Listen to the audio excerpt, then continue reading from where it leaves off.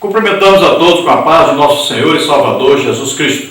Estamos iniciando mais um programa EBD na TV. Este programa é exibido aqui na TV Cidade Esperança, Imperatriz Maranhão, cujo pastor-presidente é o pastor Raul Cavalcante Batista. Hoje estaremos estudando a lição de número 3, que tem como título Crescimento do Reino de Deus. Nós estamos neste trimestre estudando as parábolas de Jesus, as verdades e princípios divinos para uma vida abundante.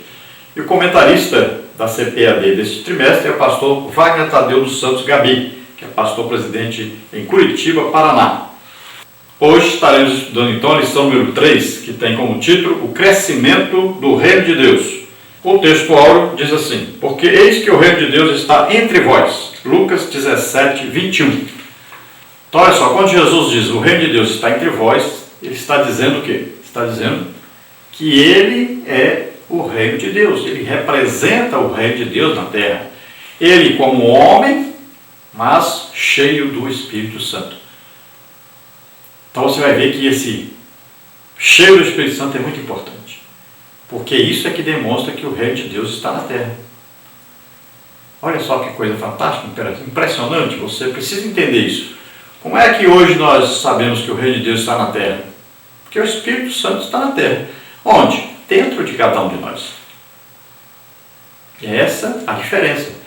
Deus sabe onde está o reino de Deus na terra. Satanás também sabe. Então aquele que tem o Espírito Santo dentro dele, esse representa o reino de Deus na terra. E o reino de Deus, o que ele faz? Ele enfrenta o poder das trevas. Para isso o Filho de Deus se manifestou, para desfazer as obras do diabo. Então o reino de Deus está implantado na terra e precisa avançar. E para avançar precisa lutar contra Satanás e seus demônios e precisa vencer. Então a igreja precisa de poder. Por isso que Jesus disse: Ficai em Jerusalém até que do alto sejais revestidos de poder. Depois ser-me-eis testemunhas. Onde? Tanto em Jerusalém como na Judéia, Samaria, até os confins da terra. Então é assim que funciona. O reino de Deus, ele deve representar Deus na terra, cheio do Espírito Santo. Então, cada crente, cada salvo cheio do Espírito Santo representa o reino de Deus na terra. Verdade prática, o reino de Deus cresce e continuará crescendo até a consumação dos séculos. Então, olha só, o reino de Deus começou pequenininho, Jesus começou, né? É a sementinha de Deus é Jesus. Começou daí, desprezível, desprezado, mais indigno entre os homens. Começou aí. E dessa sementinha, a Bíblia diz: se a semente de trigo cair na terra, não morrer, fica ela só, mas se morrer, gera muitos frutos. Olha, Jesus morreu por nós e gerou o quê? A igreja. Olha só. Então dessa sementinha desprezível se formou a igreja. E uma igreja que, por exemplo, no Brasil hoje, é capaz de influenciar uma eleição. Olha que coisa tremenda. Começou desprezível, ninguém dava nem nada pela igreja. Começou lá, Belém do Pará, 2 homens vieram de um grande avivamento na Rua Azusa, nos Estados Unidos. Pregavam o tempo todo sobre o batismo do Espírito Santo, falando em línguas, toda a pregação eles falavam sobre isso. E o Espírito Santo usando poderosamente, curando os enfermos, expulsando demônios, ressuscitando mortos. Maravilhas acontecendo, o Evangelho sendo pregado, poder não são do Espírito Santo. E hoje, olha aí, uma igreja forte e poderosa que pode até influenciar o futuro do nosso país, se realmente obedecer a palavra de Deus e quiser que Deus prevaleça e que nós sejamos aí o celeiro do mundo no futuro. Nós temos que entrar num período de prosperidade financeira para nós abençoarmos o mundo pregando o Evangelho, enviando missionários por toda parte. Glória a Deus. Agora esse Evangelho vai continuar crescendo até um milênio, onde Jesus mesmo governará a terra, e aí serão bilhões de pessoas, né, convertidas ao Senhor Jesus. Mas antes do milênio, nós, a igreja, estaremos aí lá no céu, nós seremos arrebatados, estaremos com o Senhor na nova Jerusalém, Jerusalém celeste, e aqui na terra acontecerá a grande tribulação, e depois da grande tribulação vem o milênio, onde Jesus governará sobre a terra. Vamos ver a leitura bíblica em classe, está em Marcos 4, 30 a 32, Mateus 13, 31 a 33 e Lucas 13, 18 e 19. Marcos 4,30 diz: E dizia, a que assemelharemos o reino de Deus? Ou com que parábola o representaremos? É como um grão de mostarda que, quando se semeia na terra, é a menor de todas as sementes que há na terra.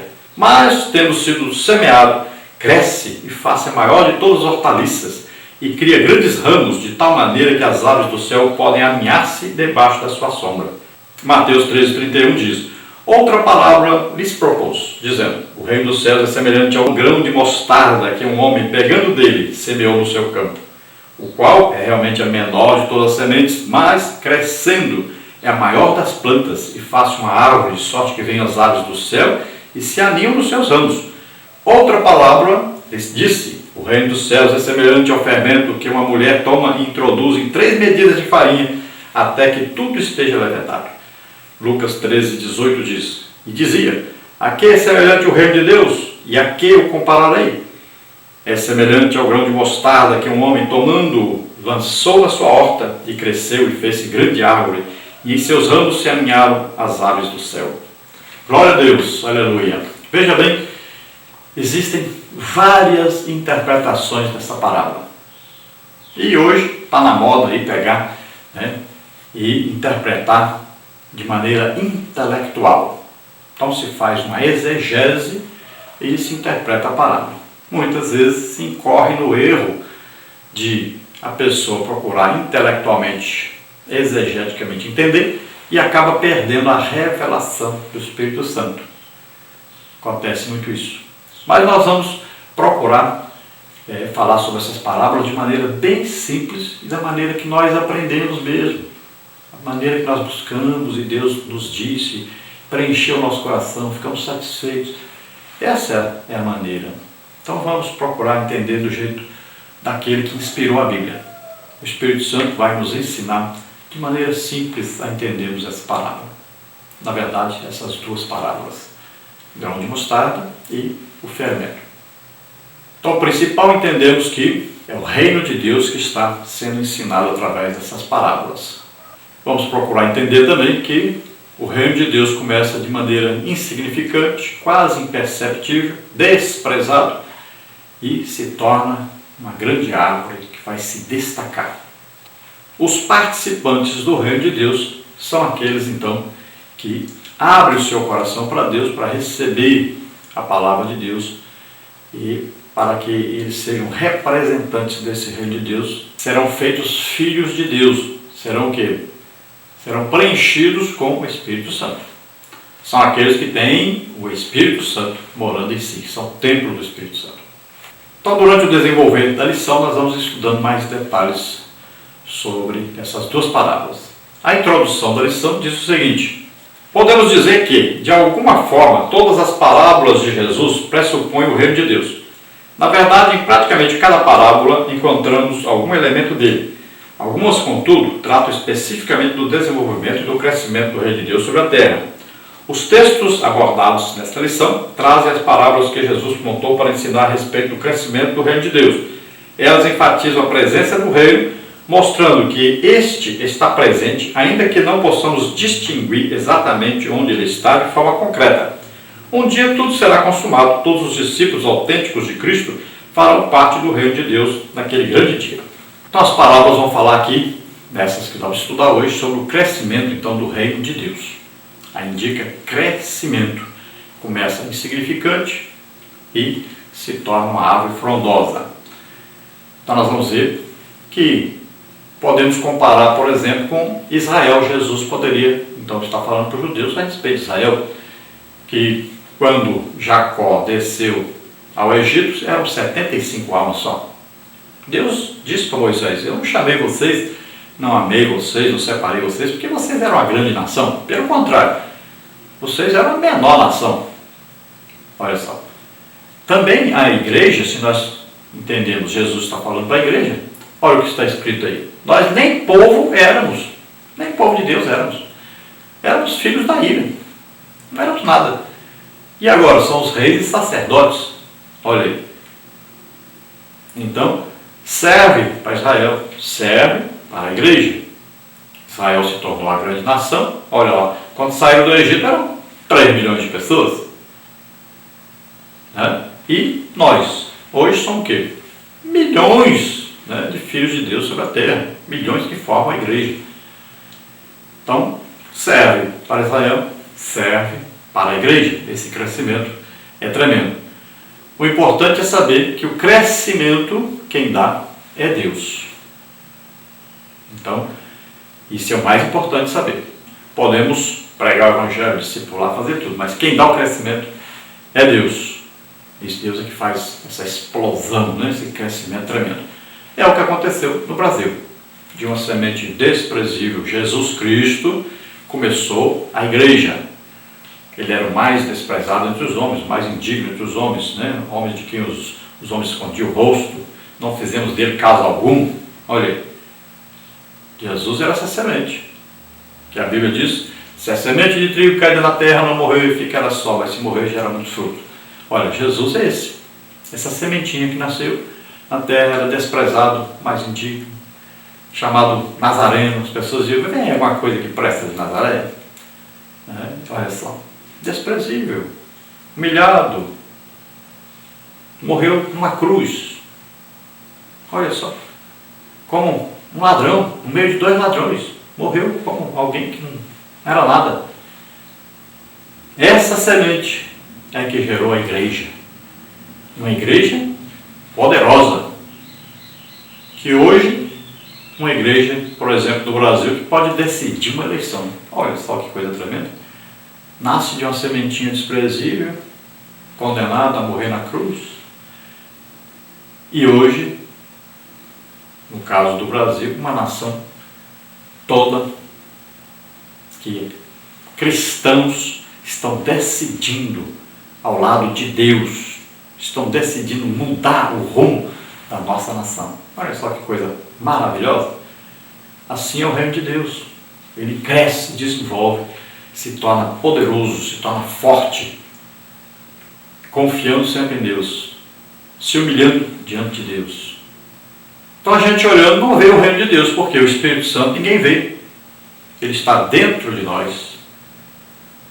Olha só, você olha, onde é que está o reino de Deus? Não vai ver com os olhos humanos, né? Mas o Espírito Santo está dentro de cada um crente, de cada um salvo, de cada um cristão. Veja só, isso é que identifica a igreja no mundo. É cada cristão no mundo inteiro que tem o Espírito Santo dentro dele. Esse faz parte da igreja de Jesus Cristo. É a árvore que abriga aí todas as nações, todos os povos, etnias. Olha aí, todos na árvore que é Jesus Cristo, que nasceu sementinha pequena, se tornou a frondosa árvore que é a igreja hoje. Glória a Deus. Aleluia. Então nessa lição nós vamos ver os seguintes tópicos e subtópicos. Tópico 1, interpretação das parábolas sobre o reino de Deus. Subtópico 1, a semente de mostarda. Subtópico 2, os contrastes.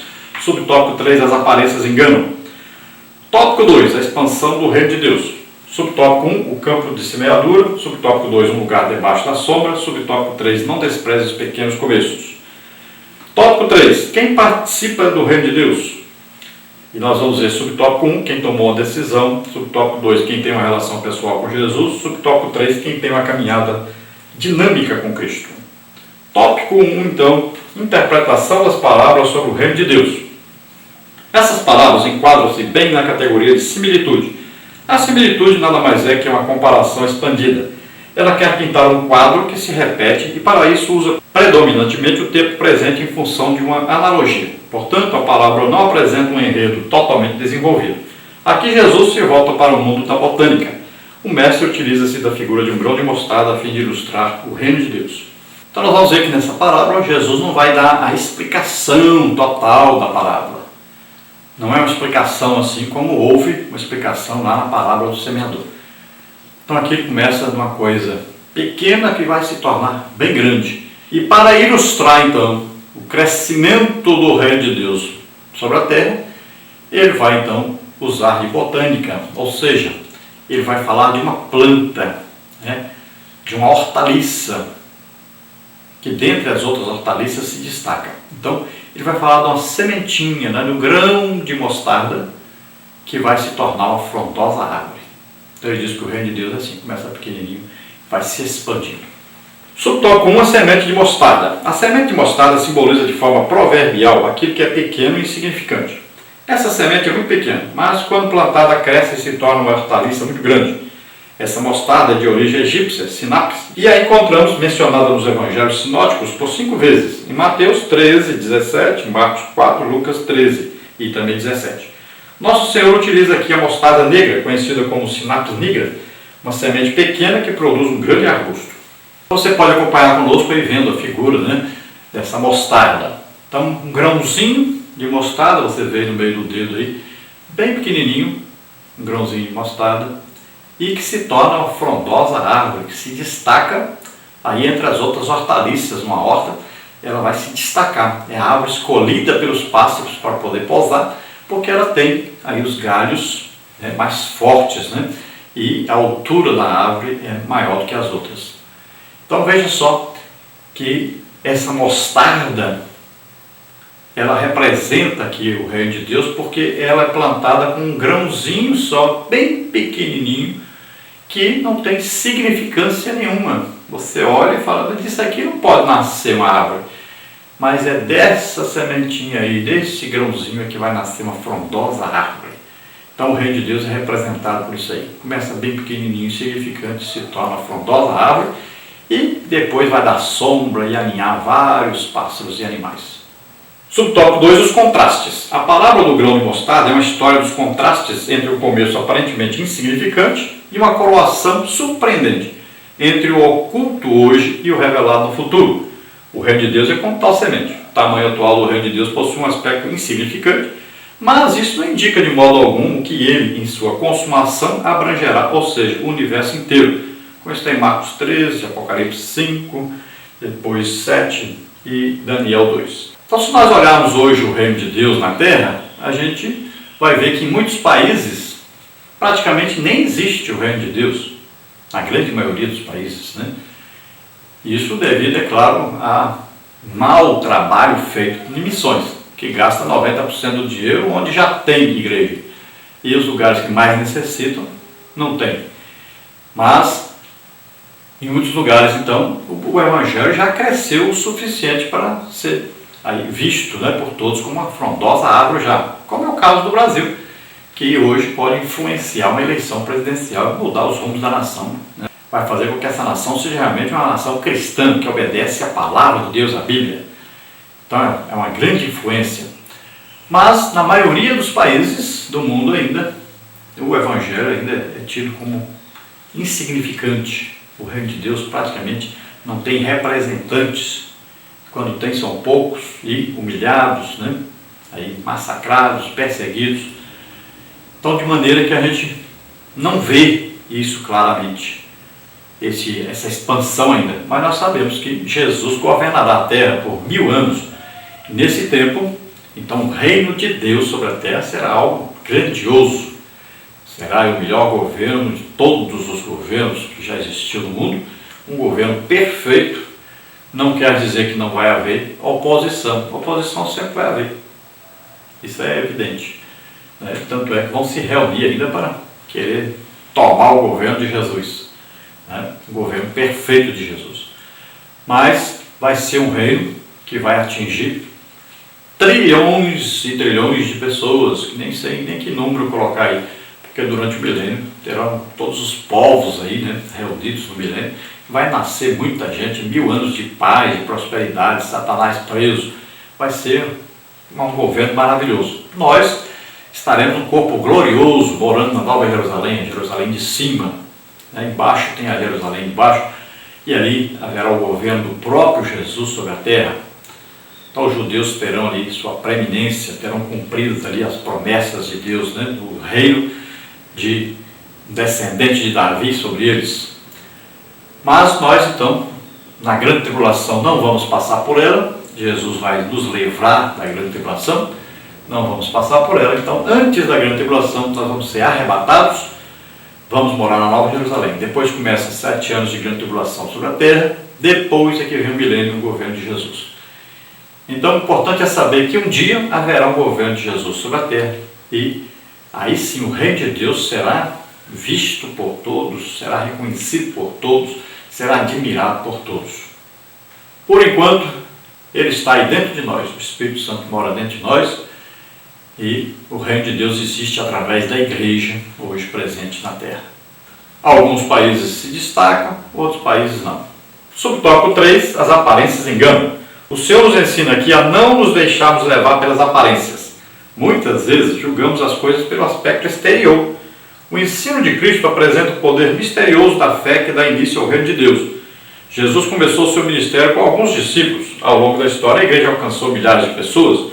Hoje, a igreja de Cristo compõe-se de bilhões de crentes espalhados pelo planeta. Mateus 8:11. Não devemos aí desprezar as coisas pequenas. Às vezes nós achamos que aquele irmãozinho que não tem lá um curso de teologia, que não tem dinheiro, não tem um carrão, não tem uma casa boa, não é nada. E às vezes aquele ali é que é realmente o servo de Deus, cheio do poder de Deus, alguém enviado por Deus para fazer uma grande obra para ele. Então, não despreze as coisas pequenas. Jesus disse, olha, cuidado com esse negócio de chegar uma pessoa bem vestida aí, um carrão, e você bota lá no púlpito, e aí aquela pessoa simplesinha você deixa atrás, não faz pouco caso dessa pessoa. Cuidado com isso, Não fique olhando a aparência das pessoas, não olhe para o reino de Deus por causa da aparência. O povo de Deus aqui no Brasil, quantas vezes foi humilhado, diziam que era um povinho, disseram até que eram de Satanás, Quantas coisas falaram, quantas humilhações o povo de Deus sofreu no Brasil. Mas Deus dá o crescimento. Olha, um planta, outro cuida, mas quem dá o crescimento é Deus. E Deus fez prosperar, crescer, se tornou uma grande árvore. Então, não despreze as coisas pequenas não. Hoje pode ser pequenininha, amanhã pode ser uma árvore frondosa, amanhã pode ser um destaque, amanhã pode ser uma coisa que vai surpreender, que vai aí tornar-se grande no meio dos homens. Então Deus é assim.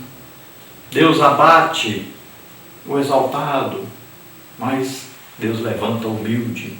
Deus chama aqueles que não são, aqueles que não parecem ser, aqueles que a sociedade diz que não é nada. Deus levanta esses. É assim, Deus tira lá de trás das ovelhas, faz rei Israel. Deus tira lá da pobreza, torna aí um grande homem de Deus, conhecido em toda parte. É assim que Deus faz. Deus humilha e Deus exalta. Deus está no controle, Deus é todo poderoso. Não despreze as coisas pequenas, não despreze, porque Deus faz usar aqueles que são pequenos, dos remidos, o menor. Lembre-se disso. A igreja que hoje pode ser desprezada, amanhã pode ser exaltada por Deus, pode tomar até rumos que ninguém nunca nem sonhou. É assim que acontece. Deus é maravilhoso. Existe uma outra interpretação que é praticamente diferente em quase tudo aí, Eu não concordo com essa nova interpretação e vejo mais uma interpretação calvinista, tá? Cuidado com isso. Calvinismo tira toda a revelação da palavra de Deus e vai interpretar as coisas dentro de um contexto, Aí no exegese, que muitas vezes é uma exegese, não é uma exegese realmente. E eles tiram qualquer revelação do Espírito Santo sobre alguma coisa. Veja bem que se o fermento, na época do Pentecostes, ele era usado, oferecido a Deus nessa época, então o fermento não é toda vez que significa pecado. Quando o sentido é de aumento, olha aí, colheitas, então aumento de colheitas, aí o fermento pode entrar. Então quando o sentido é esse multiplicar, aumentar, desenvolver, então o fermento pode ser usado. Então, fermento, quando se fala, então, das outras festas, estava se lembrando o quê? Do sofrimento do povo no Egito. Aí sim o fermento não pode entrar. Veja só, não está falando sobre crescimento. Aí vai se lembrar de quê? De sofrimento. Aí então o fermento entra mostrando que o fermento aí tem um sentido de festa, de crescimento, de alegria. Então ele tem que ser tirado. Já no Novo Testamento, quando Jesus vai falar então de fermento, ele está falando de quê? De fermento significando heresias, ensinos falsos. Aí ele tem que ser o sentido errado, o sentido é ruim, né? É sentido de pecado, de heresia, de coisa ruim. Quando Paulo vai falar de Páscoa, por exemplo, que ele fala de pães asmos, né? Pão sem fermento, aí está falando, tem um significado de pecado. Mas quando o fermento é usado para falar sobre multiplicação, sobre festa, alegria, aí o fermento tem um sentido bom. Então, não tem isso de falar que o fermento sempre é ruim, tá? Então, tome cuidado, porque essas interpretações aí mudam completamente o sentido da parábola. Então, aí estão falando já de heresias, de falsos profetas, que não sei o quê, e eles adoram falar sobre isso, né? Aí está trocando o sentido verdadeiro da parábola. Aqui é muito claro o sentido que Jesus está dizendo, o crescimento do reino de Deus, não é do reino de Satanás. Quando fala aqui do fermento, Jesus está dizendo que o reino de Deus é semelhante ao fermento, não é semelhante ao trigo. Jesus não está falando das 3 medidas de trigo, ele está falando que é semelhante ao fermento, porque o fermento, em pequena quantidade, mas vai ser colocado na massa e a massa vai crescer. Então ele está falando de crescimento, não está falando de pecado, nem de heresia, nem de falso mestre, nada disso. Então tomemos cuidado com as interpretações calvinistas, que tiram toda a revelação do Espírito Santo das coisas. Então é apenas uma interpretação intelectual, eles só têm isso, intelectualismo, eles não têm revelação do Espírito Santo. Na verdade, eles tiram toda a revelação do Espírito Santo de sua igreja. Lá não pode falar em línguas, lá não existe os dons do Espírito Santo em operação, tudo isso é proibido.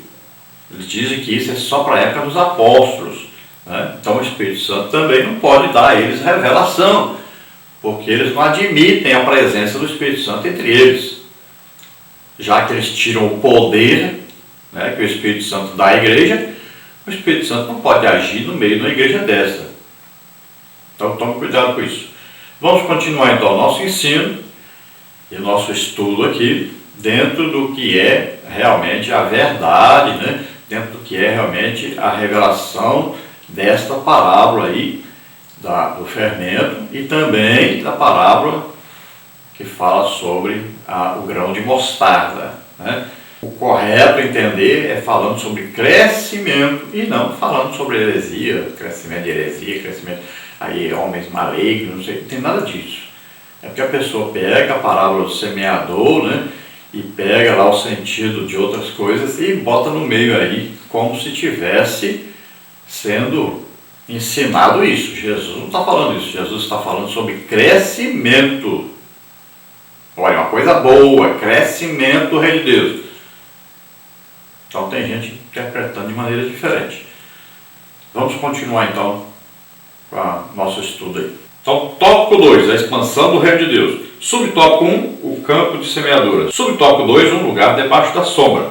Subtópico 3, não despreze os pequenos começos.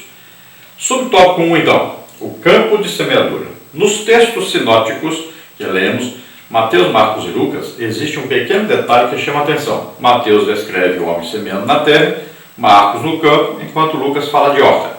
Esses detalhes, por se tratar de uma parábola, não devem nos prender. Muitas pessoas têm se perdido aos detalhes na interpretação de parábolas. O campo, sem dúvida alguma, trata-se do mundo, e o mesmo exemplifica as parábolas similares.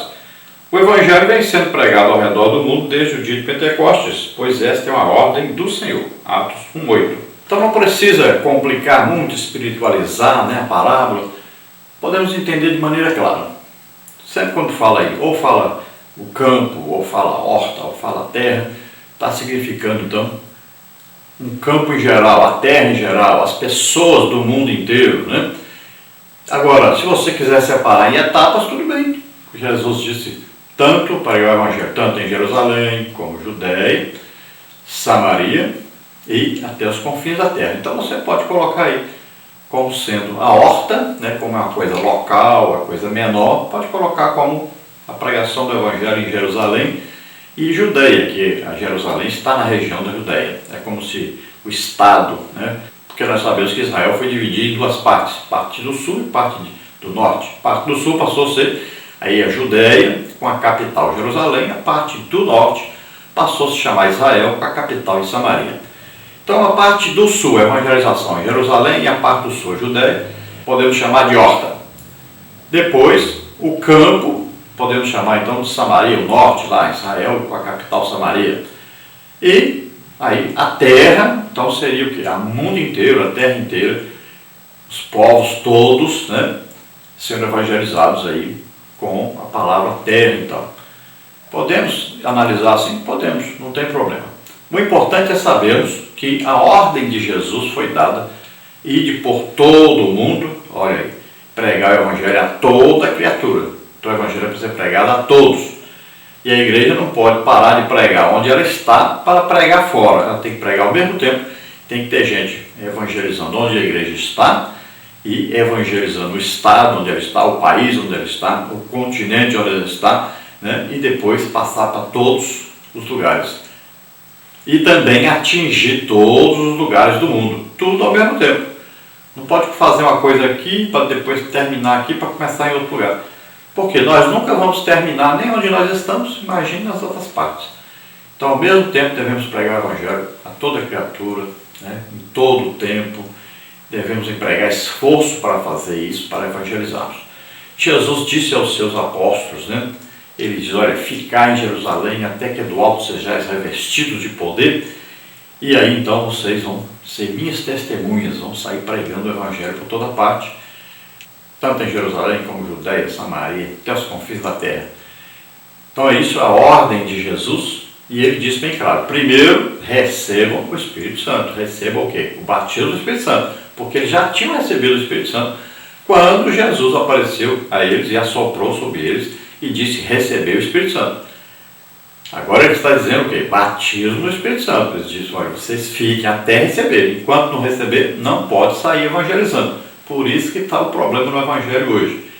Muitos deixaram esse batismo do Espírito Santo, que é tão importante, né? É um revestimento de poder, é um Evangelho completamente diferente desse Evangelho que está sendo pregado por aí, que é o Evangelho sem poder, sem a presença de Deus.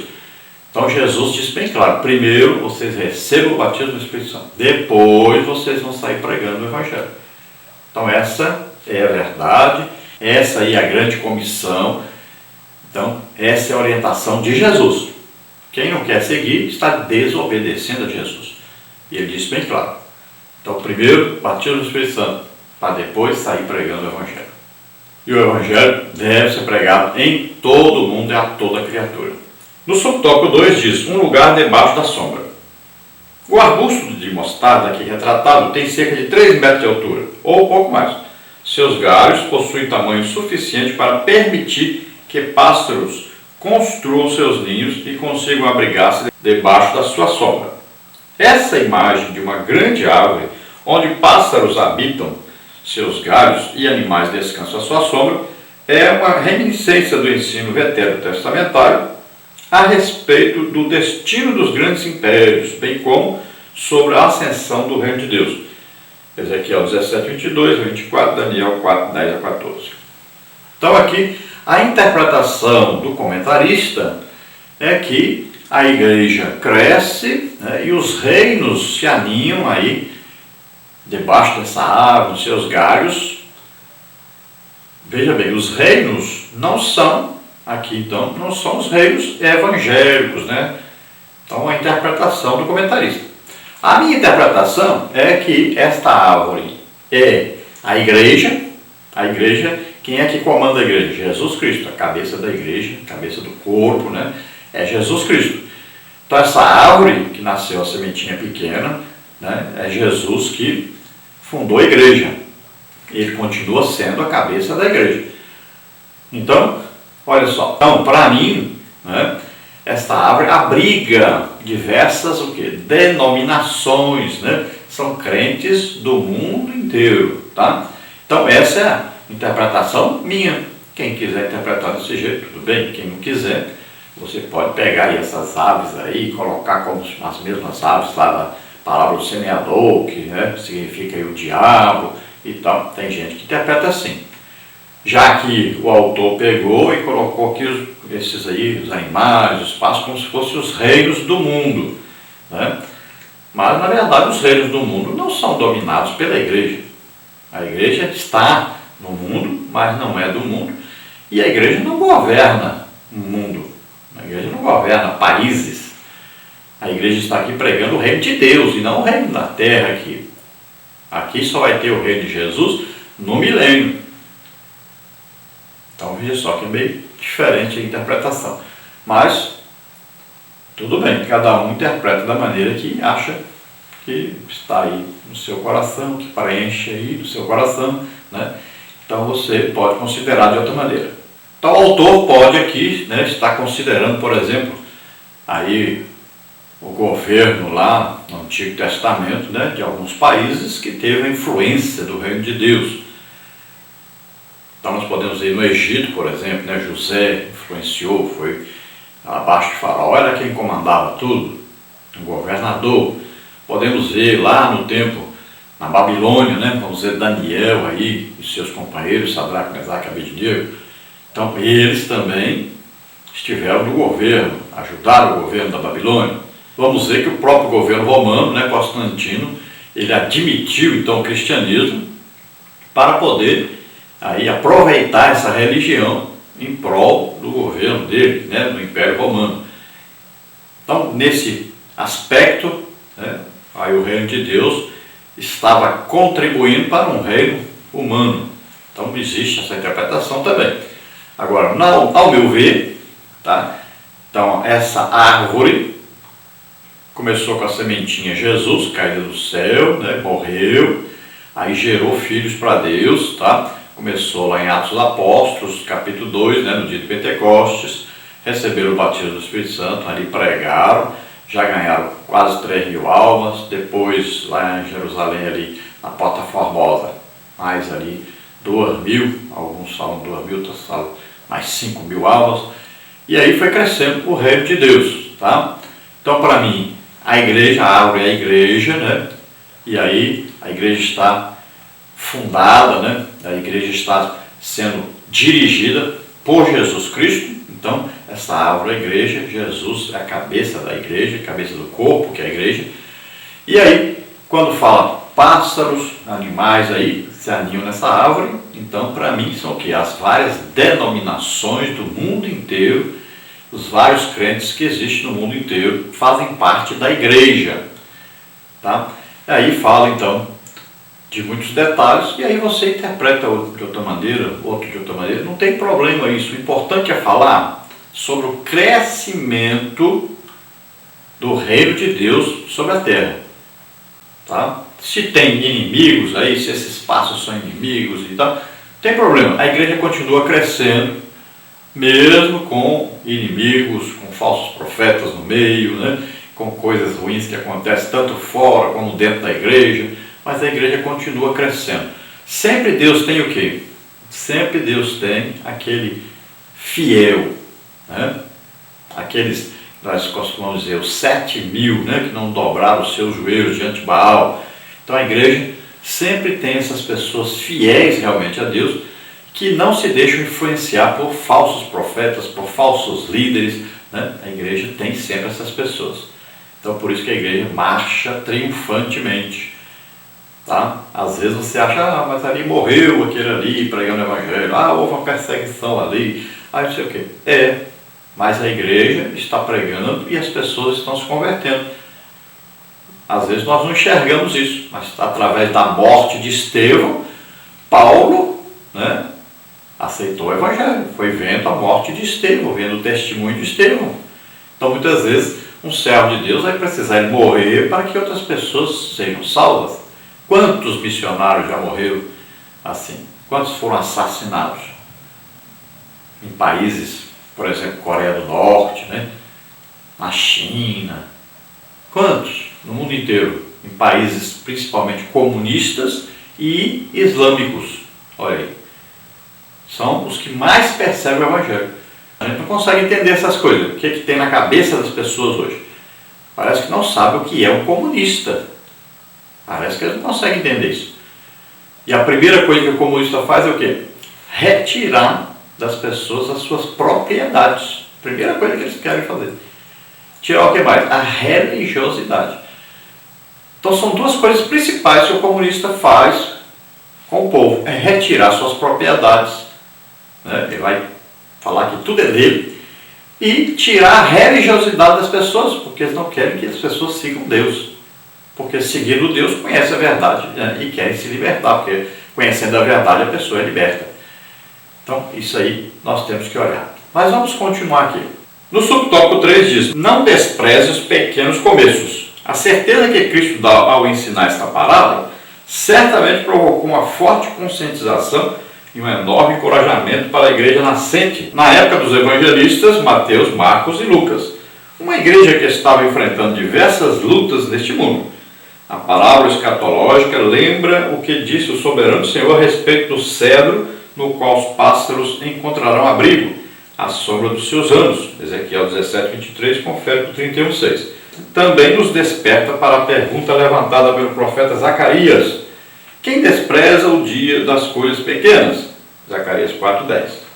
Então, olha só, se nós olharmos agora para o que diz aqui Zacarias, você vai entender melhor a minha posição. Olha, então essa palavra está dizendo, Deus está dizendo, olha, lá então, no Monte Sião, né, eu plantarei uma árvore e ali os pássaros se alinharão, os animais debaixo dessa árvore. Então a árvore o quê? De bênção, está falando do templo em Jerusalém, né, está falando do povo de Israel que vai abençoar as outras nações. É coisa boa. Esses pássaros aqui não são coisas ruins. Olha só. Assim também a igreja, né? Então as pessoas vão para a igreja para ser o quê? Abençoadas. A igreja vai abençoar as nações. Não vai amaldiçoar. A igreja está aqui no mundo para abençoar as pessoas. Então a igreja vai o quê? Conduzir as pessoas para o lado de Deus. Sempre para o lado do quê? Da Bíblia, a palavra de Deus. Nunca para o lado errado. Então as pessoas precisam entender isso. A igreja, a função dela é essa: conduzir o povo para Deus, conduzir o povo para a verdade, conduzir o povo para a Bíblia. Porque Deus quer o quê? Progresso, né? Deus quer ordem também. Deus quer o quê? A prosperidade financeira. Por quê? O povo sendo abençoado financeiramente, este povo vai evangelizar o mundo inteiro. E é esse o plano de Deus para o Brasil. É abençoar o Brasil para que o Brasil se torne o quê? Uma árvore frondosa, não é? Abrigando aqui todas as denominações, todos os crentes, e esses crentes abençoados prosperamente, falando aí na parte financeira mesmo, tanto na parte financeira, é claro, mas aí virão que os dons do Espírito Santo, né? Virá um ânimo para pregar o Evangelho em todas as partes, todo mundo. Então, Deus quer usar a nação do Brasil, porque a nação brasileira é ótima para evangelizar o mundo. Um brasileiro é ótimo no trabalho de evangelização. Então ele não tem tanto preconceito com as outras nações. Então o brasileiro pode ser usado tremendamente por Deus. Está nas mãos do próprio brasileiro esse agir para que o Brasil seja abençoado e a igreja prospere, cresça mais, seja mais desenvolvida financeiramente e espiritualmente para levar o Evangelho a toda criatura, ao mundo inteiro. Isso é muito importante. Entenda isso. É interessante demais isso para nós. Deus está nos dando uma grande oportunidade. Então, 3. Quem participa do reino de Deus? Todos os autênticos discípulos de Cristo participam do reino de Deus. Não basta apenas ser frequentador da igreja, é preciso ser discípulo de Cristo. Marcos 8, 34 a 38. Ao questionarmos quem participa do reino de Deus, nos surge a ideia do discipulado. O tema do discipulado tem sido esquecido em muitos arraiais evangélicos na atualidade. Contudo, se prestarmos atenção à chamada grande comissão, temos o mandamento de fazer discípulos, Mateus 28, 19 e 20.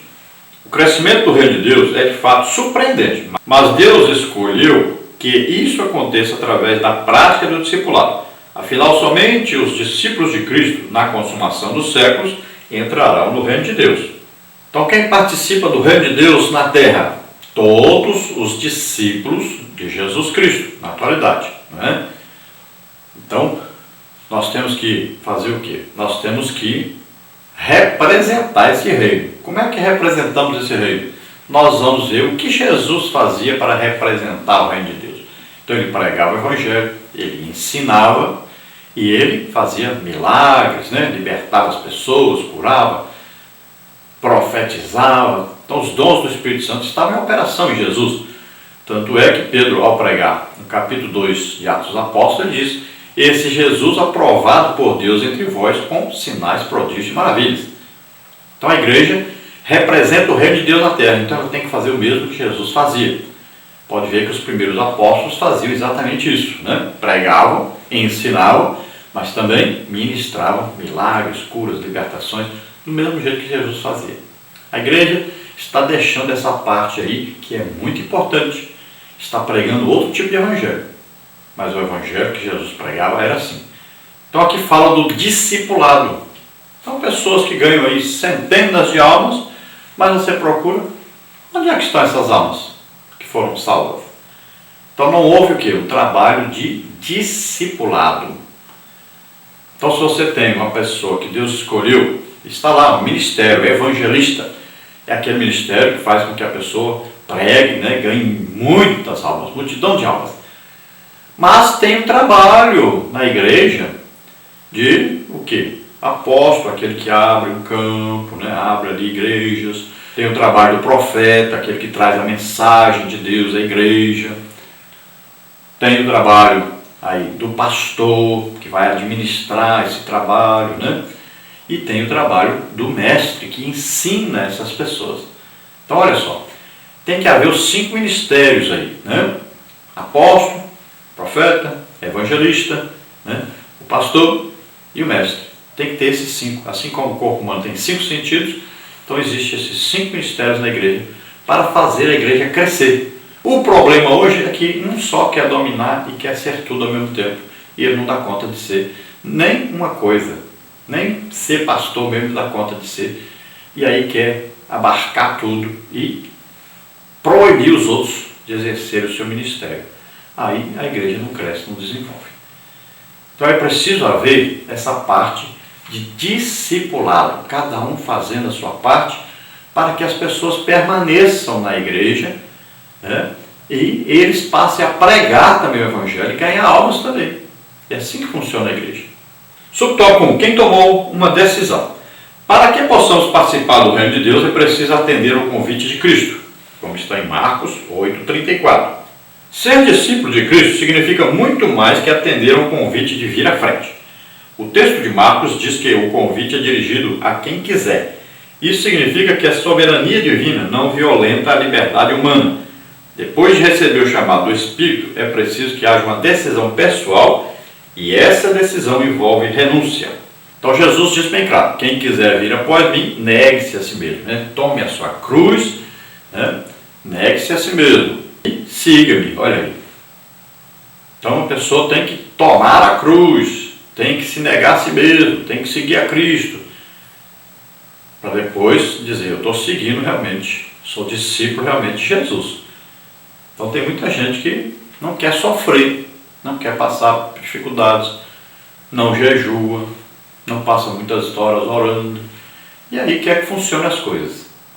Então Jesus chamou as pessoas para aceitarem o evangelho, e é todas as pessoas. Deus não escolheu quem vai para o inferno, quem vai para o céu, nada disso. Apenas a presciência de Deus, como ele conhece o futuro, ele sabe, né?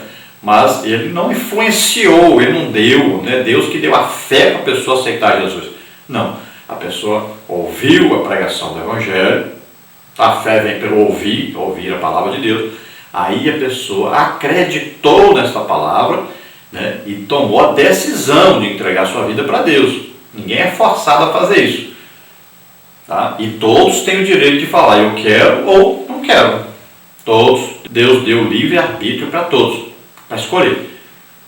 Olha lá, quando começou a raça humana, o que aconteceu? Deus diz assim, agora o homem sabe a diferença entre o bem e o mal. Olha só. Deus diz bem claro isso. O homem passou a conhecer a diferença. Em Deuteronômio diz o quê? Eis que eu coloco diante de vós dois caminhos, caminho do mal e caminho do bem. Escolhe, pois, o caminho do bem para que te vá bem. Escolhe, está bem claro, escolhe, o homem que escolhe. E a fé, Jesus nunca disse, ó homem, grande é a fé que Deus te deu. Ó homem, pequena é a fé que Deus te deu. Ó homem, que Deus não te deu fé nenhuma. Não. Jesus falou, grande é a tua fé. Pequena é a tua fé. Homem sem fé. Porque a fé é nossa. A fé que agrada a Deus é a fé que o homem tem. Não é a fé que Deus deu a nós.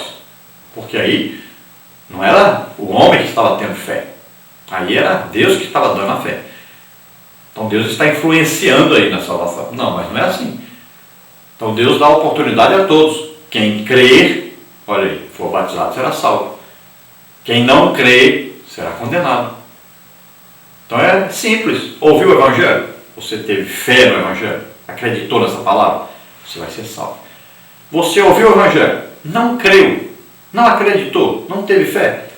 Não será salvo, será condenado. É simples isso. Então seguir a Jesus exige renúncia. Renunciar ao pecado, renunciar a muitas coisas que são até legítimas. Mas você não vai estar nelas porque você tem um compromisso de fazer a obra de Deus. Compromisso de ganhar almas e de ajudar almas também a serem conduzidas ao reino de Deus e permanecerem no reino de Deus. Subtópico 2. Quem tem uma relação pessoal com Jesus? Um discípulo de Cristo não é um admirador, mas um seguidor. Jesus nos chama a segui-lo. Um verdadeiro discípulo segue as pegadas de Cristo, como está em 1ª Epístola de Pedro, capítulo 2, versículo 21. Aquele que participa do reino de Deus é uma pessoa obediente. Nós devemos obedecer ao seu comando por ele ser Senhor e também por gratidão à grandiosa salvação que ele nos deu. Então veja bem, o cristianismo é uma amizade com Jesus, é uma intimidade com Jesus. Então nós temos que copiar, imitar Jesus. Veja bem, Jesus sofreu. Jesus passou por várias aflições, passou.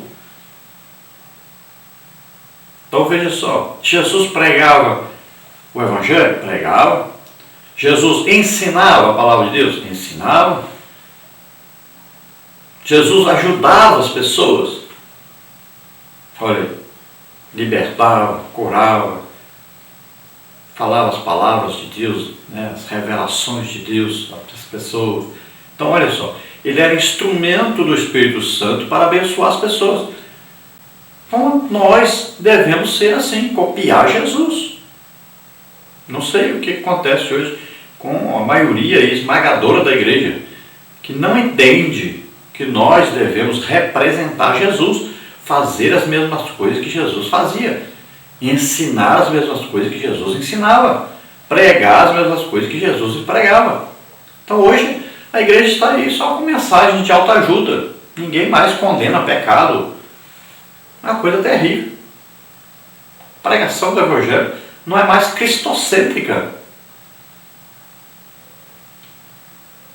E Paulo diz que importa entre vocês é pregar Cristo e Cristo crucificado. A Bíblia diz pregar Cristo e Cristo crucificado. Morreu por nós, sofreu por nós, morreu e ressuscitou, está vivo. E ele nos chama para pregar o Evangelho legítimo, pregar o Evangelho do sangue derramado, do sacrifício feito, do Evangelho pregado, do poder e da unção do Espírito Santo. Temos que marchar para isso. O Filho de Deus se manifestou para desfazer as obras do maligno, desfazer as obras do diabo. O diabo vai fazendo, nós vamos desfazendo. Tem que haver um combate, tem que haver uma guerra. Quais as armas que nós usamos? Armas espirituais. Entendeu? Então nós vamos usar as armas espirituais. Vamos continuar como a igreja sempre usou. Sempre a igreja teve um exército poderoso marchando contra Satanás e usando as armas espirituais. Né? Existem pessoas que precisam de uma arma para defender aí uma propriedade, né? Uma pessoa que precisa de uma arma para proteger a sua casa. tudo bem. Agora, nós cristãos nunca precisamos e vamos continuar do mesmo jeito. Tanto faz para nós. No tempo que era liberada a arma, alguém usava arma, algum cristão? Não. Vai continuar do mesmo jeito. Ninguém é obrigado a usar arma. Não é? Agora, quem precisa usar, deve usar. Então está mais do que claro isso. Né? Nós não precisamos, nós confiamos em Deus e usamos armas espirituais. Subtópico 3, quem tem uma caminhada dinâmica com Cristo. O discípulo de Cristo tem uma caminhada dinâmica com Ele. Trata-se de um desafio diário. Todas as nossas escolhas, propósitos, nossos sonhos e realizações devem ser pautados na vontade do Senhor. O discípulo de Cristo é alguém que vive em um mundo cujos valores estão invertidos. Mateus 8,35. Por isso, entende que o âmbito do reino de Deus, ganhar é perder e perder é ganhar. Somos chamados para assegurar os interesses do reino e, para isso, muitas vezes temos de deixar de lado os interesses egoístas e a aparente segurança terrena. Então nós devemos entender, olha só, Jesus disse, quem quiser salvar a sua vida, olha só, perdê-la-á. Quem perder a sua vida por amor ao Evangelho, por amor a Deus, né, salvar-se-á, salvará a sua vida. Olha só, é uma coisa invertida, né? O reino de Deus você deve entender. Bem-aventurado aquele que chora, não é aquele que vive rindo. Bem-aventurado os pobres de espírito. Olha aí. Bem-aventurado aqueles que sofrem, que são perseguidos. Olha só. Então são coisas invertidas. O mundo tem um sistema, né, e tem as suas verdades. Agora, o cristão, ele segue o quê? O que está escrito na Bíblia. Ele segue Jesus. E, na maioria das vezes, isso de Deus é contrário ao que os homens pensam. Nós não vivemos segundo a filosofia do mundo. Nós vivemos de acordo com a palavra de Deus. Então, muitas vezes, nós vamos ter que dar a nossa vida. Muitas vezes, nós temos que nos esforçar. Muitas vezes, nós temos que sofrer por causa do Evangelho. E isso é normal na vida do cristão. Existe uma renúncia. Então você vai combater o pecado. A vida do cristão é combatendo o pecado, a mentira, né? Combatendo as coisas erradas. Vamos à conclusão da lição que diz: é interessante notar que nem todas as palavras possuem uma aplicação direta e marcante. Em muitas delas o crente precisa contentar-se em deixar que a palavra cumpra seu objetivo sem que haja uma hermenêutica forçada. A parábola do grão de mostarda nos apresenta a realidade de que o reino de Deus teve um início insignificante e desde então cresce assustadoramente. Ao final dos tempos, ele atingirá todo o universo, que todos nós possamos fazer parte desse glorioso reino que não terá fim. Então aqui parece que, né, o comentarista está dizendo que nós vamos participar do reino, né, de Jesus Cristo na Terra durante 1000 anos, aqui na Terra como pessoas normais. Não existe isso, tá? Não vai entender assim não. Então, o que nos ensina a Bíblia é que um dia haverá o reino de Jesus Cristo sobre a terra. É o reino do milênio, é o reino milenar de Cristo, né? Então, reino milenial, podemos falar assim melhor. Então, olha só, esse reino, isso é depois da grande tribulação. Então, a primeira coisa, acontece o arrebatamento da igreja, depois a grande tribulação na terra. Primeiro, nós vamos ser arrebatados. Depois vem a grande tribulação na terra. Depois da grande tribulação é que vem o milênio, tá? Então entenda direitinho isso, nós já estudamos sobre isso, né? Você pode pegar lá, nós temos mais de 100 vídeos sobre aí Apocalipse, né? Sobre escatologia lá no YouTube. Você acesse lá e veja. Tem muito estudo escrito também. Tem pouco tempo que nós estudamos sobre isso. Então você aprenda que primeiro é o arrebatamento da igreja. O arrebatamento é como se fosse um gatilho escatológico. É a partir do arrebatamento que começam a acontecer as coisas. Então vem aí os anos de paz, né, de engano de Satanás, usando o anticristo, uma pessoa, o anticristo, que vai enganar os judeus, vai enganar as nações, e ele vai ser reconhecido como Messias. Olha só, é a parte pior isso, é o engano, né? É o falso que estará no poder sobre as nações. Então ele sairá a enganar as nações. E Israel também será enganado. Então depois de 3 anos e meio, ele vai colocar uma imagem no templo, né, que mais provável é que ele vai ser aí um descendente de judeu e um descendente de árabe ao mesmo tempo. Pode ter um pai judeu, uma mãe árabe, por exemplo, né? Por quê? Ele vai precisar fazer uma amizade com os árabes para poder construir esse templo. E tem que ser descendente do rei Davi para que os judeus comprovem essa descendência e o aceitem como líder, como o Messias. Senão eles não aceitam. Então, muito provavelmente isso. Não estou afirmando, eu entendo assim, tá? Então, nos estudos escatológicos, nas palestras que nós damos sobre escatologia, nós explicamos dessa maneira, tá? Então, veja só. Assim se cumpre, então, as profecias a respeito dele. Também, muito provavelmente, será um homossexual. Por isso, tanta gente hoje, né, insistindo, a ONU insiste que as pessoas sejam homossexuais. Porque é uma preparação para o governo do anticristo. Porque a Bíblia diz que ele se levanta contra tudo que é verdadeiro. Ele quer tudo ao contrário do que a palavra de Deus ensina. E lá diz que ele não amará as mulheres. Né? Então, é uma dica para nós. Então, são várias coisas que nós devemos entender, lendo a palavra de Deus, nós vamos entender que hoje existe um sistema no mundo sendo aí pregado, ensinado, né? Os governos estão insistindo para que as pessoas adotem, né? Aí, essas agendas, né? Agendas chamadas de agendas gays, né? O comunismo querendo crescer, tudo isso uma preparação para o anticristo. Se você olhar o plano de governo, você vai ver que parece com o plano de governo do anticristo sobre a terra. Pode ver que é parecido. Então, temos que tomar todo cuidado. Nós não podemos fabricar anticristo. Não podemos ajudar o sistema satânico que está sendo criado no mundo. Então nós devemos andar de acordo com a palavra de Deus, sermos instrumentos de Deus. O Brasil tem que estar entre as nações que vão ser abençoadas por Jesus, né? E mesmo que as pessoas não sejam salvas, mas que elas possam ter a chance de participar do milênio do governo de Jesus sobre a terra. Nós não, nós vamos ser arrebatados, a igreja é arrebatada. Estaremos no corpo espiritual, morando na Jerusalém de cima, Jerusalém celeste, enquanto aqui as pessoas estarão aqui no milênio, e a capital do milênio será Jerusalém terrestre. Então Jesus governará. Nós estaremos ajudando Jesus, mas num corpo glorioso. Nós não estaremos morando aqui como pessoas normais na terra. Tá? Nós já fomos arrebatados, transformados em corpos gloriosos, para viver lá em cima, né? Não é para viver aqui embaixo.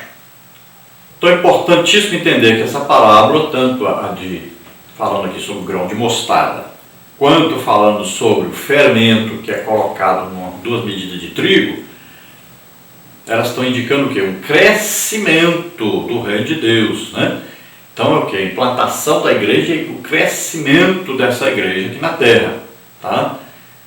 Então todas as duas falam sobre isso. Dá uma parábola do grão de mostarda, um grãozinho pequenininho, né? Que se torna uma grande árvore. Aí, a medida de fermento pequenininha, colocada em 3 medidas grandes, né, de trigo, e olha só, quando se ajunta, essa pequena quantidade de fermento vai fazer com que a massa cresça. Então está falando o quê? De crescimento do reino de Deus. Não está falando nada de crescimento do reino de Satanás, nem de apostasia, nem de heresia, nada disso. Está falando do crescimento do reino de Deus. Tá?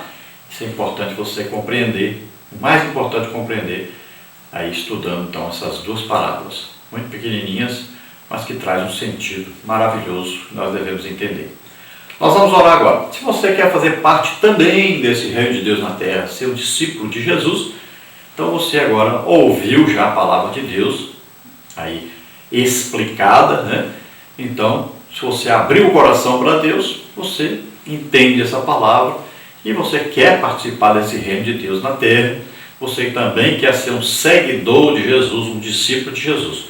Então, se você deseja, vamos orar agora. Entregue sua vida para Deus agora. Vamos orar juntos. Pai querido, em nome de Jesus, olha, Senhor, para essas vidas que se chegam a Ti, arrependidos agora de seus pecados, então estão entregando agora as suas vidas para Ti, Senhor, confiando a Ti agora o futuro deles. Ajuda o Senhor, concede a eles o Espírito Santo, enche-os do Espírito Santo, Senhor, escreve os seus nomes no livro da vida, Senhor, faz maravilhas através deles. Em nome de Jesus, ajuda-os a ter interesse em ler a Tua palavra, em orar e buscar a Tua face, em fazerem a Tua obra, em Te servirem, em nome de Jesus. Pai, vem sobre eles agora o Teu poder agora, vem sobre eles a Tua cura, vem sobre eles o Teu Espírito Santo agora, faz deles, Senhor, morada do Espírito Santo na terra. Usa-os poderosamente, em nome de Jesus. Abençoa, Senhor, aqueles que resolveram agora participar desse grande exército seu, Senhor, que luta com armas espirituais, que prega a palavra de Deus, que ama as pessoas e que quer o bem das pessoas. Em nome de Jesus, abençoa, Senhor, teu povo.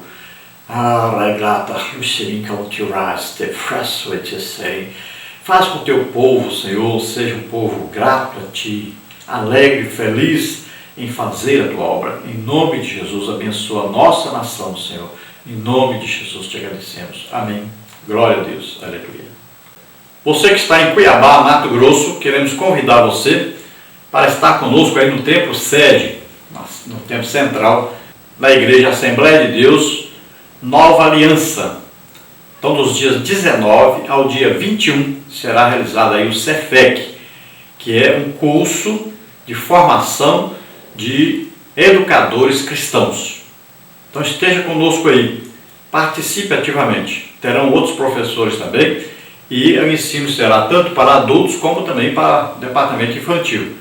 Então, você esteja aí sexta-feira à noite, começa, depois tem sábado à tarde e à noite, tem também domingo pela manhã e domingo à noite. Então, participe conosco.